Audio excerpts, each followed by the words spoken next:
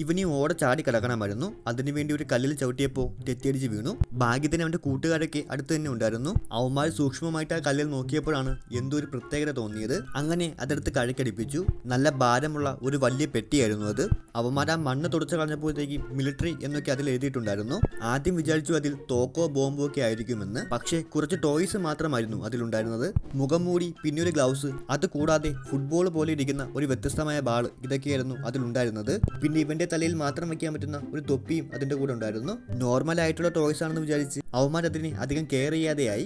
ഓരോ ആൾക്കാരും 2 ടോയ്സ് വീതം വീട്ടിലേക്ക് കൊണ്ടുപോയി. ഇവന്റെ കയ്യിൽ കിട്ടിയത് ആ മുഖംമൂടിയായിരുന്നു. അങ്ങനെ അത് വച്ചു നോക്കാമെന്ന് വിചാരിക്കുന്നു. വച്ചിട്ട് ആദ്യം നോക്കിയത് ആ ഐൻസ്റ്റീന്റെ ഫോട്ടോയിലേക്കായിരുന്നു. ഉടനെ തന്നെ അവന്റെ ഫേസ് ഐൻസ്റ്റീന്റേത് പോലെ ആയി മാറുന്നു. കണ്ണാടിയിലേക്ക് നോക്കിയപ്പോൾ പേടിയാണ് അവൻ ആദ്യം ഉണ്ടായത്.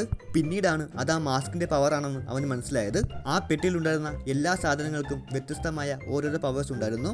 ഈ തൊപ്പി വെച്ചിട്ട് ക്വസ്റ്റ്യൻ പേപ്പറിലേക്ക് നോക്കിയ എല്ലാ ഉത്തരവും വിഷ്വൽ കാണുന്ന പോലെ നമുക്ക് കാണാൻ പറ്റും. CID മൂസ എന്ന സിനിമയിൽ ആ കാറിലുണ്ടായിരുന്ന ഫീച്ചേഴ്സ് പോലെയാണ് ഈ തോക്കിനുമുള്ളത്. എന്തെങ്കിലും ഒരു സാധനം സെലക്ട് ചെയ്താൽ അത് ഈ തോക്കിന് വന്നിരിക്കും. ഇവനിവിടെ ഓയിലാണ് സെലക്ട് ചെയ്തത്.